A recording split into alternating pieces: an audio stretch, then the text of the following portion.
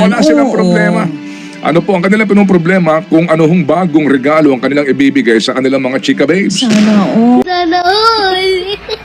May pag-asa pa ba ang bayan? Emotional, damn it! Kayo ho ba nagtatanong din yan? Sa mga manggagawa ngayon na napakaagang gumigising.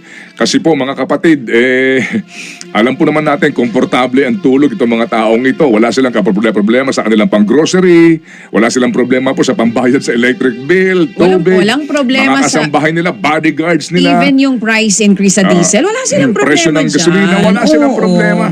Ano po ang kanilang problema kung ano hong bagong regalo ang kanilang ibibigay sa kanilang mga chika babes? Sana all. Kung ano hong kanila pong ibibigay na regalo sa kanila hong mga misis na kung saan po may duda na sa kanila. Alam mo yun, baby girl? Sana all. Ito yung mga taong walang kaproblema. Ang pinoproblema, hindi sila makapagbakasyon kasi may impeachment. Ay, naku po, sana all. Hindi po ba? So, ito ho yung sitwasyon na ating kinakaharap. Tayo ho naman, wala tayong choice. Hindi bumangon na maaga pa rin. Magtrabaho po at kumayod para po sa ating kanya-kanyang mga bayarin at obligasyon. Uy, gising na. Pero gusto ko lang ho talagang gisingin ang ating mga damdamin dahil ang lahat ng ito po ay magsisimula pa rin po sa atin. Sa ating pong pagpili ng ating mga leader.